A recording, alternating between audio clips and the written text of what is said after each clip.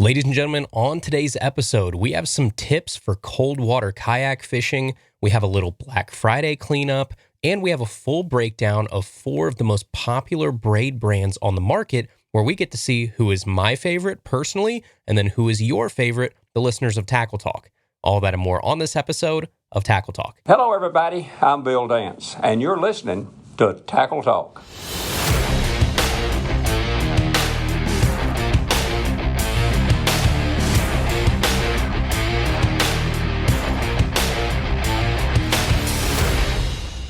Hey everybody, welcome back to another episode of the Tackle Talk podcast. We've got a great show for you today. We got a little cold water kayak talk, a little braid talk in this week's fishing poll, but let's start with a little bit of housekeeping here. First, I hope everybody was able to take advantage of some great Black Friday deals that were all over the place this last weekend. I mean, so much so that we had to drop a bonus episode on Friday to give you guys a rundown of all of the deals that you could find from Black Friday through Cyber Monday. And I know that it's impossible to capture them all, but I hope that you guys at least got to take advantage of some of those deals and the long list of promo codes that we were able to find that hopefully helped you save some money this past weekend. I know that my wallet took quite a beating, but it's also great to know that I didn't pay anywhere near retail for all of the stuff that I bought. I got to restock on some line that I desperately needed. I got a new rod to try out that I've had my eye on for a while. I got some essential baits that I needed to restock, all at like 25 to 40% off. So we'll take it. But today, we're going to start out with some cold water kayak tips for those of you that are in the Midwest or the North that are currently or about to brave the winter cold in your prized plastic vessels out there. So I went out this past Saturday. It was snowing a little bit. Our guides were freezing every 30 seconds. There was frozen water in the kayak. It was frigid cold. And it got me thinking, man, there's a lot of things that I've learned over the years that have helped me either be more efficient, be safer, or just be more careful in the kayak in those brutal winter months. So there are some things that we've talked about before that I won't completely beat the dead horse about, but safety with your clothing is obviously key to start. And I know that we've hit that hard in the past, but dry suits, a good trusty PFD at all times, dressing warm enough for the conditions, all of that just goes without saying, right? And I don't recommend wearing waders in the kayak because that can be a recipe for disaster. Now, I know some of you are probably shaking your head because you know that I wear waders almost every time I'm in the kayak when I'm winter fishing. Yes, I do. We have to get out and drag a lot through shallow areas, and sometimes we have to get in and out when we're launching and where we portage in certain spots. So I do need to be able to get into the water when I need to without getting wet, because when we're out there for, 8 to 10 hours at a time, if you get wet at all, it's over. You're done. You're not going to have a good time. You're going to get sick or even worse. So it's just one of those, I guess, kind of do as I say, not as I do situations, I guess. But my situation is a little unique. I think for most people, you're launching and then you're staying in your kayak the entire time, and then you're getting out at wherever you launched at. So you should not wear waders. They are a safety hazard. You're better off with a good pair of waterproof boots to launch, and then you have an outer layer of bibs and a jacket to repel water so you don't get wet and you don't get cold. Or you can buy a dry suit, I guess, but clothing obviously is important. Everybody's situation is different. I think the old saying goes, dress for immersion, which basically means you need to prepare for the worst case scenario. So when you are leaving the ramp and you push off in that kayak, you need to assume that there's a chance that you're going in the water at some point. Nobody wants to do it, but that's what you have to plan for. So have a plan, wear a PFD, wear appropriate clothes, all that good stuff, like I said, goes without saying. But let's get into some more specialized tips here for winter kayak fishing. Big tip number 1. This is a giant one that I wish I would have done in my current kayak, but I forgot when I installed my steering lines, is that if you are running tubing for your steering lines like most kayaks do, drill a few tiny holes in that steering line along the way for water to escape and drain out if water gets in those steering lines. 2 reasons. 1, that way they're not gross and permanently full of water and you get, mold or gunk or whatever it is in there. But 2, that way when it does get cold and water gets trapped in those steering lines, it doesn't freeze, and then it makes it so that you can't steer your kayak. So easy tip that can save you out there on the water on those frigid days, little tiny holes drilled in your steering line, or having some way for water to exit your steering line when it inevitably gets in. We all get water in those lines, whether it's, your kayak sitting too low, it's during launch, you've got it at like a bad angle when you're getting it in and out of the water, whatever it is, there will be water that gets in there at some point. There should be a way for it to escape, not just because you don't want water sitting in there, but it's important to remember in the wintertime, water freezes. So if it's stuck in there, you're going to have a really bad day if you are like a half mile from the boat ramp and all of a sudden your steering lines freeze. Don't do that. So find a way for water to escape, whether that's tiny holes, whether that is, a little break in the line or something like that. And yes, I know some of you are probably saying, well, then that water is going to drip into the inside of my kayak. And I don't want water on the inside of my kayak. We're talking like tiny drops here that are going to evaporate in no time. They're not going to cause any problems. This is not like a full-on rushing, gushing bit of water that's going into your kayak. We're just talking like just enough to get those little drips of water out there so they don't freeze and they don't seize up those steering lines, which most of the time are made up of like, paracord or Spectra cable or something where frozen water causes a big issue. So that's something that you can do just to save you some headache down the road. Find a way for water to exit those steering lines. Now, tip number 2 here that I think is worth mentioning is flip and drain your kayak over after you get water inside in the wintertime. And I'm not talking like in the middle of the day. I'm talking like when you're done for the day and you get out and you go to put your kayak up. Sort of the same reason as number 1. 1, you don't want water sitting anywhere in that kayak for longer than it has to when it's below freezing, because what does frozen water do? It expands. Now, will it eventually crack anything? I don't know, but I don't want to take a chance. I don't want water sitting in these tiny little crevices and these tiny little spots in that plastic kayak where when it does freeze and thaw and freeze and thaw and freeze and thaw over and over again, that it doesn't start to compromise the integrity of that plastic hull. So what I do is when I get home and I take that kayak out of my truck and I go to put it in my garage, I flip it upside down for like an hour or 2 and just let it sit there before I actually put it away. That makes a big difference. It gets a lot of that water out of the inside of the kayak, out of the decking, those little recess spots around your seat, your rod holders, anywhere where water can sit there and then freeze and refreeze over and over again, causing issues. Another fairly simple tip here today, but one that can prevent some real headaches down the road. Flip your kayak upside down, drain all that water before you put it away anywhere that's going to be in freezing temperatures. Okay, cold tip number 3 here for kayak fishing. This is going to sound so simple and so stupid, but it makes a difference. Bring a hot drink with you. I can't tell you how many times I have kicked myself for going out on a 7, 8, 9 hour day and I don't bring something warm to drink with me, because you should not underestimate the immediate relief and invigorating abilities that a swig of something hot can do for you. I'm the dude that always brings like, a water or a Powerade or something with me if I'm lucky and I even remember to do that. And then it's 15 degrees. I've been out there for 7 hours. I'm shivering. I'm like, why did I not bring something hot to drink? Why is everything that I have cold or now at this point frozen? So get you a $10 thermos or a travel mug, put some coffee, some hot chocolate, some tea, whatever you want inside. Put freaking chicken broth in it. It doesn't matter, right? Something that you can take a drink of when you're out there on, hour 5 or hour 10 of that trip and you're hitting the struggle bus big time. A hot drink can perk you up and get you back in the game so fast. It's so dumb. It's so simple. It's something that I am terrible about remembering to do, but the few times that I have had it with me, like especially when we go ice fishing, at least that's one time that sometimes I'll remember a warm drink. It is crazy how much difference that can make. And we're talking about, if you're a hardcore angler out there, we're trying to extend that day by a couple hours. We're trying to make sure that you stay in the game, that you have your wits about you, that you're not getting frustrated or you're so cold that you're not making the right casts, you're not finishing that cast, you're not really fishing 100%. Just because you're still out there and you haven't gone home yet doesn't mean that you're at the top of your game. If you're out there and you're suffering through 7 hours, 10 hours, 12 hours at a time, then you got to make sure that those hours are productive hours. You're not just out there wasting your time and being too stubborn to go in. We want you to have the best chance of catching fish on those days too. Otherwise, why are we out there struggling through all of this? A really easy way: bring a hot chocolate, bring a coffee, like I said, soup, something with you to help keep you in the game that is actually warm and not just room temperature or cold at that point.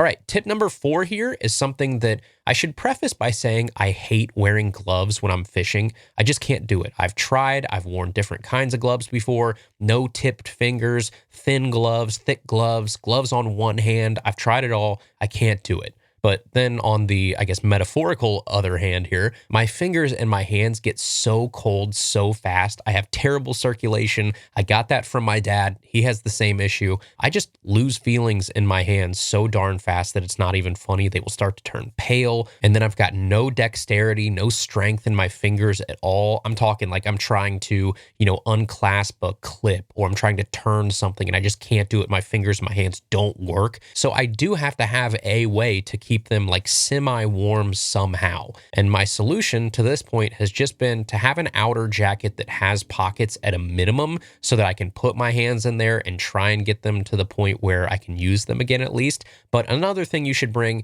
is hot hands or some sort of motion release warmer packet. Put that in that pocket and that will go a long way too, because I don't need my hands to be warm. I just need to be able to revive them to physically function.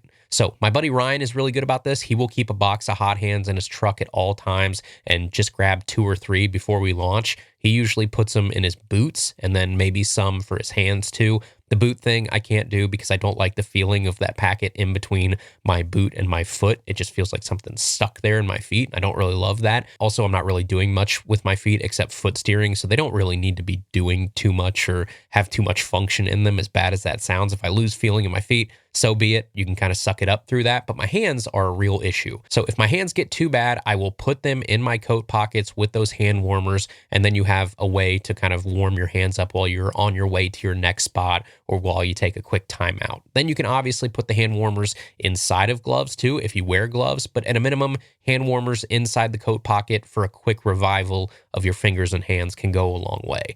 Now, the big part with your hands in general, though, is keeping them dry. That is probably the biggest thing that you need to keep in mind when you're out there in the winter. And I guess that goes for any part of your body, but especially your hands. Once your hands get wet, it's a whole different ballgame. So when it comes to handling fish, that's one thing that I've learned over the years is I only lip it and then put it straight on a donkey leash if I want to get a picture of it. I do not keep that fish in the water with my hand held in the water.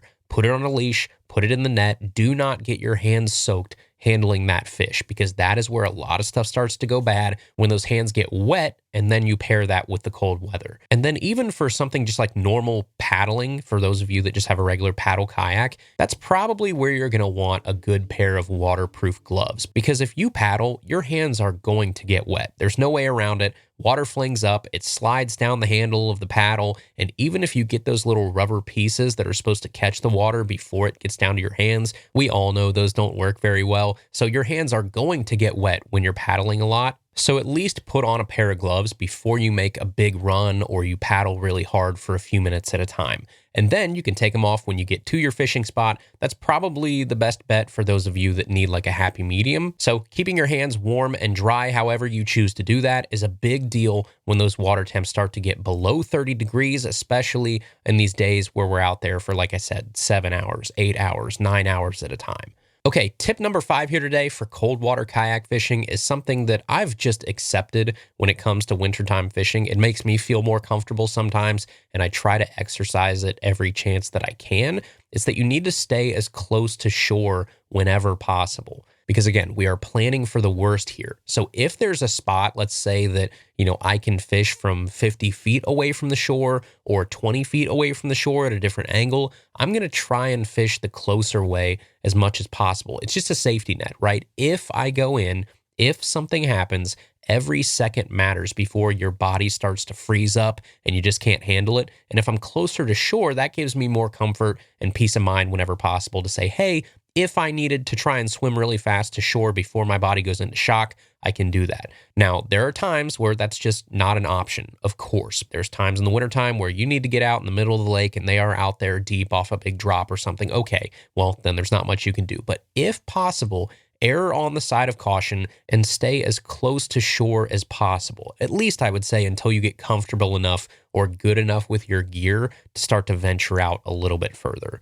And then my last tip here today for wintertime kayak fishing, I have said it before, I will say it again, I will hammer this till the cows come home. Go with a friend. When water temps are, I would say like 44 degrees and under, I don't care how good a swimmer you are, how prepared you think you are. Going alone on a kayak in freezing cold, loaded down with gear, is a recipe for bad things. So just go with a friend. I would say other times a year can be a little different, but in the wintertime, the elements can win in a matter of seconds. Like one wrong turn of the kayak, one loss of balance, one rock below you didn't see, or a stump, and boom, you are now in the water and you're weighted down with heavy clothing, you got boots on. Even if your PFD keeps you up, you're in cold shock, your body is freezing up, body temps start dropping, loss of consciousness, and in 40-degree water, I'm pretty sure you can die in like 15 to 30 minutes, depending on other factors. So the difference could be, is there someone there to help pull you to safety? And it's never fun to think about these things, but it is the reality of kayak fishing in the wintertime. I just don't want anybody to take it lightly. We've got a lot of young people that listen to Tackle Talk, and if you take away one thing from today's tips, it is that cold water is dangerous. We all want to go out there and fish year-round. We're diehard anglers, I get it, but you have to take cold water seriously. So you need to have the right gear to stay warm and stay safe above the water, first and foremost, and then you need the right safety gear in case you do go in the water, and then you need a friend there to help you to safety. Have a plan, have the right gear, wear protective gear like a dry suit and PFDs, practice re-entering your kayak from the water in the summer and the warmer months so that you have a good idea of how to do that. Stay close to the shore whenever possible. And then, of course, if you do choose to go out, I hope you go out and you smash winter fish. But winter can be one of my favorite times of the year to fish from the kayak. It also comes with its own unique challenges and quirks and safety concerns. All right, and then finally here on the show today, we are going to move into the fishing poll this week, our weekly listener poll here at Tackle Talk, where we ask you your thoughts on a certain topic that may or may not be a pretty divided issue, and I don't think today is any exception to that, as we are going to take a look at your favorite brands of braided line. Now, I should say, I only gave you guys 4 choices here this week. I went with the 4 biggest names in freshwater bass fishing braid, in my opinion. So yes, there were some people that got left off, but the heavy majority of people should fall into one of these 4 camps, I would guess. So today's question, quite simply, was who makes your favorite braid out of these 4 choices? Power Pro, Daiwa, Sunline, and Suffix. Now, these 4, I think, capture a pretty large portion of the braid fishing market, and each of them also has a good variety of options and price points under each brand name. So let's break down the 4 of these really fast, and then I'll give you my opinion before we take a peek at your results. So let's start with Power Pro, arguably the leader in braid in terms of accessibility, affordability, and maybe overall value. I would say it's definitely up there if it's not the leader. Now, I know because Power Pro is so popular that you're going to have people out there that just try to be contrarians and say, well, actually, Power Pro isn't good and it sucks, and I prefer this more obscure brand. And you're going to have that with every popular brand and every popular product ever, not just in fishing. That is something that happens across the globe, right? Something gets popular, other people have to say, well, no, it's cool to think that that's not popular and that's not good. And here's my kind of like hipster take on why I think something else is way better. That's something you have to keep in mind with something like Power Pro because it's so universal. You're going to have people hate it just to hate it. But as far as I'm concerned, Power Pro is pretty darn good for the price, and you can find it just about everywhere. So regular Power Pro, let's take like 10-pound line for a 150-yard spool, is $18.50-ish retail, depending on where you buy it from, before any sort of sales or any discounts. And I can get 2 reels easy out of a 150 spool with backing. Sometimes I can get 3. So like $9 a reel max is pretty solid. And that price stays the same whether you go 10 pound all the way up to 65. I think 65 pound is where it jumps to $22.50. So whether you need 8-pound test or 50-pound test, that pricing should not change on you. And that's the regular Power Pro, green box, nothing fancy there. And then you can jump to something like Power Pro Super 8 Slick V2, which is $24.50 for that same 150 spool. So you're looking at about $6 more, but that's an 8-strand braid versus the regular Power Pro, which is 4 strands. So what you get is a little stronger, a little smoother line. Smoothness is probably going to be your biggest jump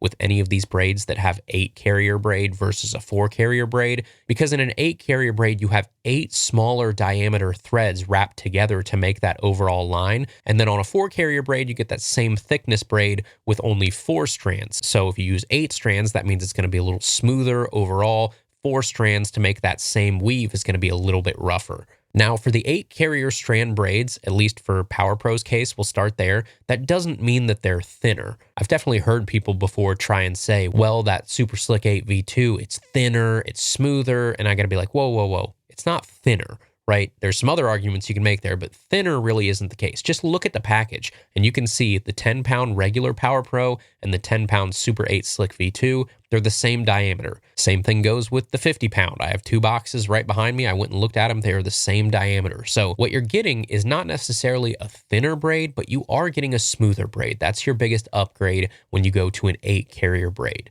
But for $18 and $24, Power Pro is a pretty good value in the braid world for the price.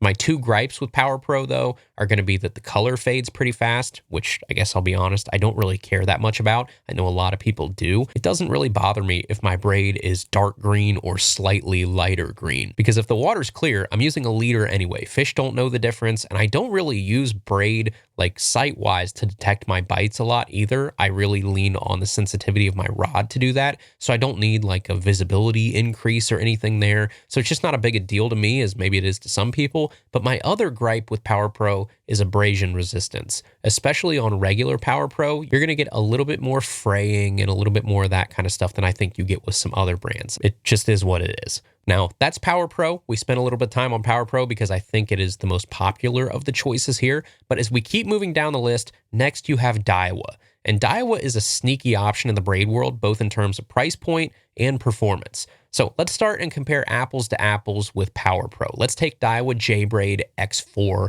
which is their entry-level 4-carrier braid, and then Daiwa J-Braid X8, which is their 8-carrier braid. And then it gets a little confusing from here because then you have Daiwa X8 Grand, which is sort of a mix of the best attributes of X4, which is abrasion resistance, and X8, which is smoothness. And then that gives you X8 Grand. And then Daiwa has something that's called Daiwa Samurai 8 as well, which is a little bit higher price point. So you kind of have like a good, better, best option with Daiwa.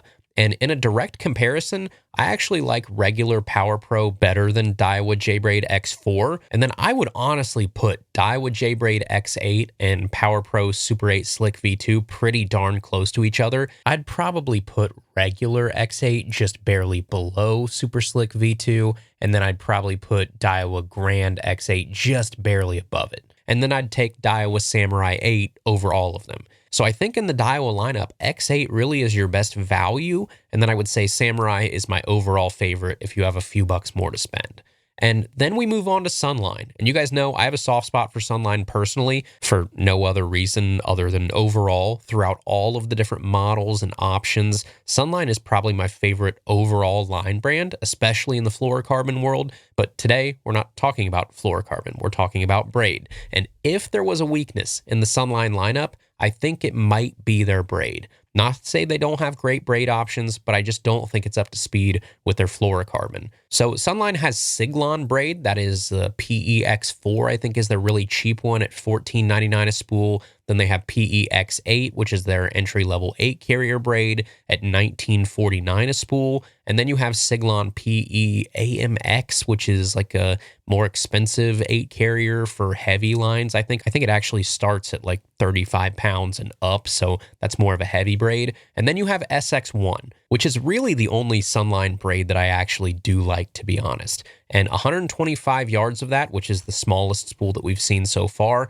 is $23, which might not seem unreasonable until you learn that it's only a 4-carrier braid. So as nice as it is, I mean, it was developed for finesse applications and they claim they use improved fibers, whatever that means. It's a nice braid for sure, but at the price, I'd like to see 8 strands at $23 a spool or whatever it is. Now, I will say for a 4-carrier braid, it is pretty darn smooth, but it's not the smoothest that we've talked about on this list for sure. I like it. I just don't think it's the best option out there. I think you have better options from different brands. And then you go up from there and you have All Might, which is like a sinking braid that they make. And then their final one is Plasma, and I butcher this every time. JDM people, do not come at me. It's like Asagi or Asagai or however you say it. It's ASEGAI, I believe. And that's their really slick 8-strand version of braid. And I will be completely honest with this one. I do not like that line whatsoever. I bought 3 spools of it a while ago. I can't stand it. I put it on. I fished it like 4 times. I immediately ripped it off the spools that I put it on, and it's been sitting in my closet ever since. I didn't like it for tying knots. It seemed to slip on me a lot. If there was such thing as too smooth or too slippery of a braid, this was it. I just didn't care for it. The coating on it really bugged me, and I was really upset at the price I paid for that line versus how little I liked it. So that's Sunline, and then that brings us to our final competitor here, Suffix. And Suffix is a tried and true braid brand that really shouldn't be overlooked if you're in the market for braids. Suffix 832 is one of the most popular braids on the planet for good reason. It's an 8-strand braid, and it costs like $20 to $22 a spool, depending on where you get it. And that's what actually the name stands for, 832. 832 stands for 8 strands, 32 weaves per inch, 832. So that's an 8-strand carrier braid that's made up of 7 strands of Dyneema fibers, and then there's 1 strand that they call Gore Performance fiber, which is supposedly helping with like abrasion resistance and overall strength. But long story short, it's a great braid at the price. It's been out for like 15 years, I think. I'm pretty sure it debuted in 2010, and it's been a top seller ever since. I mean, I would bet that the heavy majority of braid purchases in the United States are either Power Pro or Suffix 832. I'd love to see the percentage of the market that those two have captured, because I'm pretty sure it's a pretty big slice of the pie. But what I do like about Suffix is that they just kind of play the hits. They really lean into 832, and they don't really do a ton else. Yes, there's Revolve, which is like their finesse application braid, and then they've got Pro Mix and Performance Braid, which is their cheaper option, but mostly it's 832. If you're buying braid from Suffix, chances are there's like a 95% chance you are buying 832. And I think your rankings of Suffix as an overall braid brand pretty much relies on how you feel about 832. And my overall thoughts are, I think it's strong. I think it's sensitive. I think you do get better abrasion resistance and a little less fraying with something like an 832, but not quite the smoothness that you can get from some other folks on this list. So still 1,000% a very usable, great fishing line. But if you direct A versus B compare, I just think it's lacking a tiny bit of smoothness when it comes through the tip of your rod. So that's our really quick breakdown of these 4 competitors today: Power Pro, Daiwa, Sunline, and Suffix. So who will be the favorite? I guess for me personally, right now, if I have to say what I have on most of my rods today, December 2nd, 2025, I'm using Daiwa J-Braid X8. I'm using X8 Grand and Samurai more than anything at the moment. And if you asked me a year ago, that would have been a completely different answer. I had Sunline SX1 on quite a few of my setups, and then before that, I was a Suffix guy. Before that, obviously, I started with Power Pro. I've used them all. I've caught a ton of fish on them all. I don't think you're going to go wrong with any of the ones on this list. I think there are some braid brands out there that I probably would not recommend. That is not the case with any of the 4 on the list today, but my personal favorite right now is Daiwa. X4, X8, Samurai. I think that's a pretty darn good lineup for overall braid if you're looking for a braid brand. So my choice today, just based on what I am throwing more of right now, is Daiwa. Personally, that is my go-to at the moment. Now, I'm actually going to put Power Pro at a very close second here. Super 8 Slick V2 is a very good line, and regular Power Pro, like regular green box Power Pro, is the industry standard for braid in my mind. When I think of braid and you say, hey, gun to your head, what's the first thing that flashes through your brain when you think of braid? It's green box Power Pro.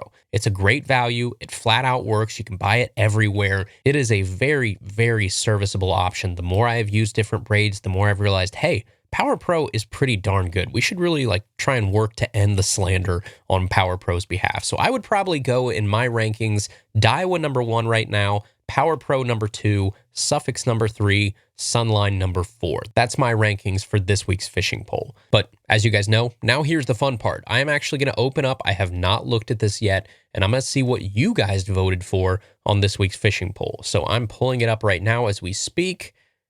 Clicking here, click results, and all right.